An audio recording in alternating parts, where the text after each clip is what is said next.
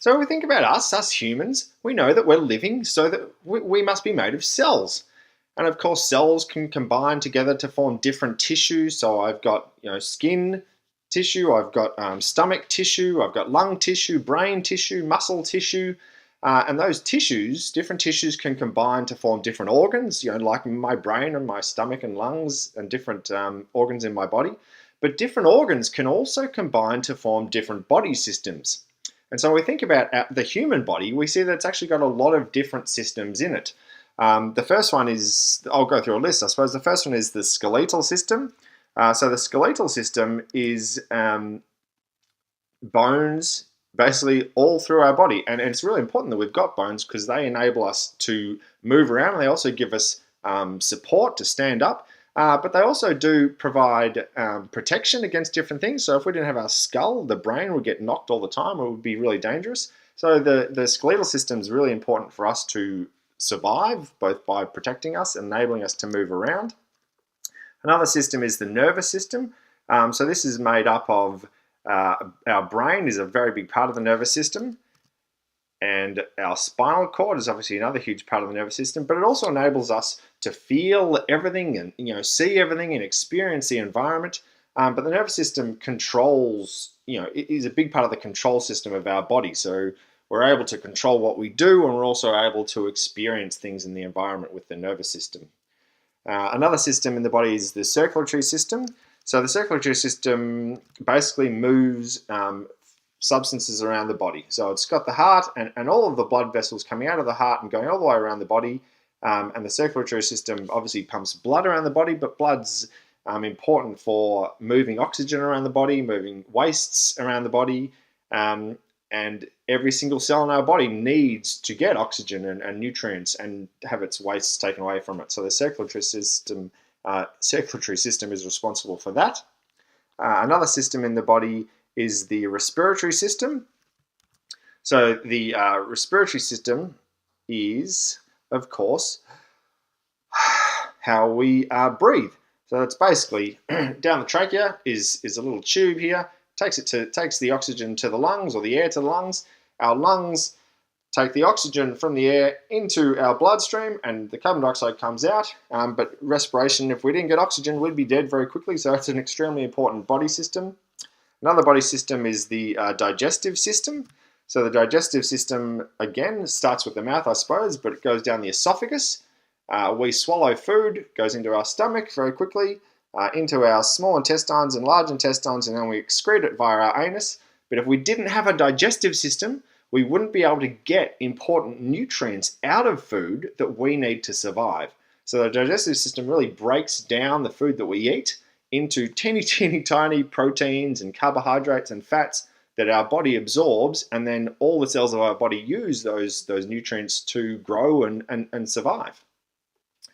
Another body system is the muscular system. So this actually works really nicely in conjunction with the skeletal system to help us move around, and that's part of our kind of voluntary control. But it also does lots of really important things that are out of our control. So my heart is beating right now, and I'm not doing anything about it. It just keeps on going, which is really fantastic because it keeps me alive. And of course, I've also got intestines, and I ate some food not that long ago, and that's probably moved down to my intestines, and they're also, the muscles in my intestines are also working to help keep me alive. So the muscular system is another really important system to enable us to continue to survive.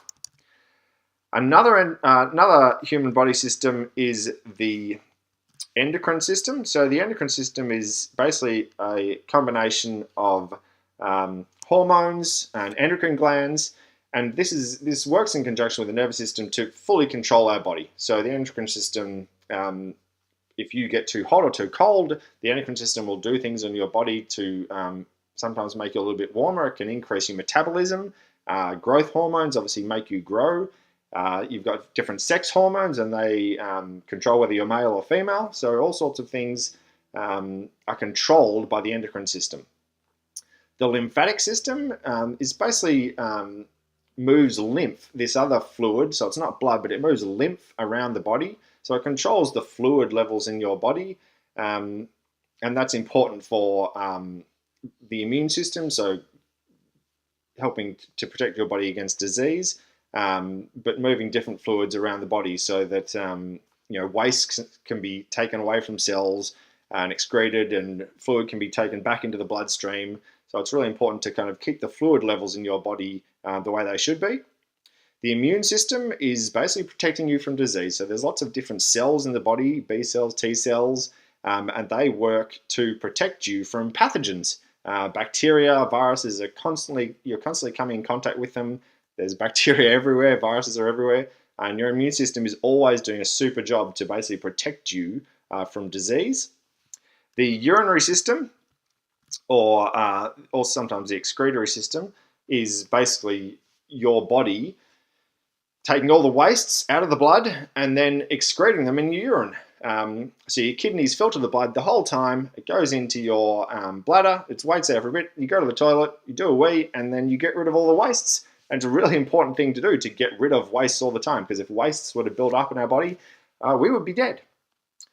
The integumentary system is basically our skin. It's also our fingernails and our hair and things like that. But it's very important because it protects the rest of our body from the environment. Not bad stuff can't get into the skin or into our organs. Organs just don't flop out everywhere, because the integumentary system keeps everything together and protects the body from the environment, keeps it all kind of inside. So that's a really important one.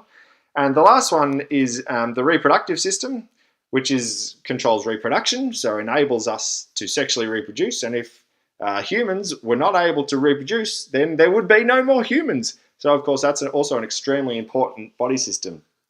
So while the human body is really, it's one organism, it's one thing, when we learn about it and want to study it, it's a good idea to break it down into these different systems so that we can kind of pinpoint what we're wanting to learn about the skeleton or muscles, or the digestive system, or the respiratory system. And so they are the body systems of you and me and all humans.